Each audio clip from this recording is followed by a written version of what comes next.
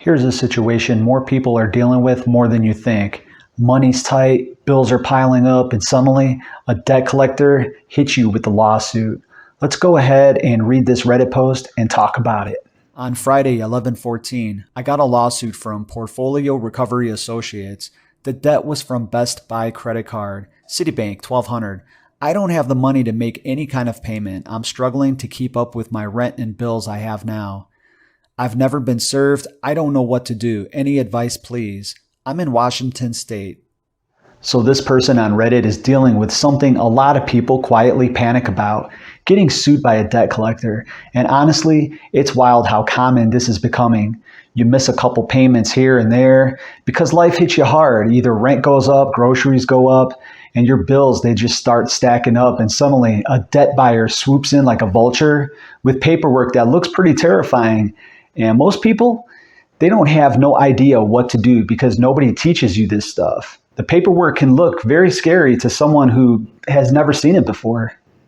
When you get sued by companies like Portfolio Recovery, this isn't the end of the world, but you do have to respond. A lot of people make the mistake of ignoring the lawsuit. They may feel overwhelmed, embarrassed, or they might think that, they don't have any money, so what's the point anyway?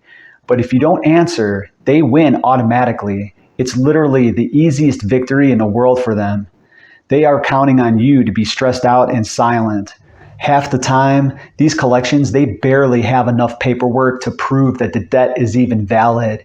They just buy these big bundles of old accounts for pennies on a dollar, and they hope someone is too scared to fight back. You'd be surprised how many of these cases actually fall apart when somebody simply files an answer and they ask them to prove that the debt is theirs.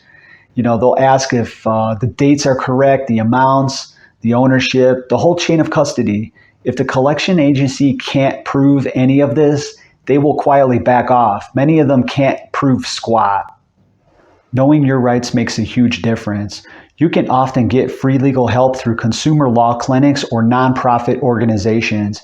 Even just a one-time consultation can help you figure out the right steps. In most states, they have very simple forms that you can file an answer. You don't need a lawyer to do this. You just need to let the court know what you're doing.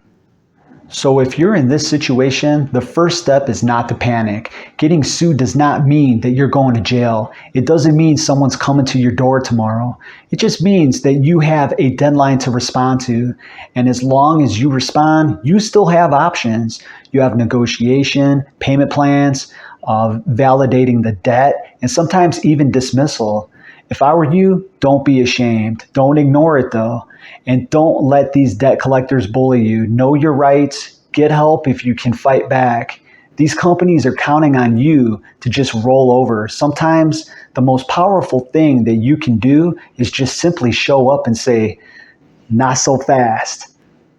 All right, so let's go ahead and go over some of the solutions again. Number one, file an answer with the court. You don't need a lawyer to do this. Most states have simple forms online.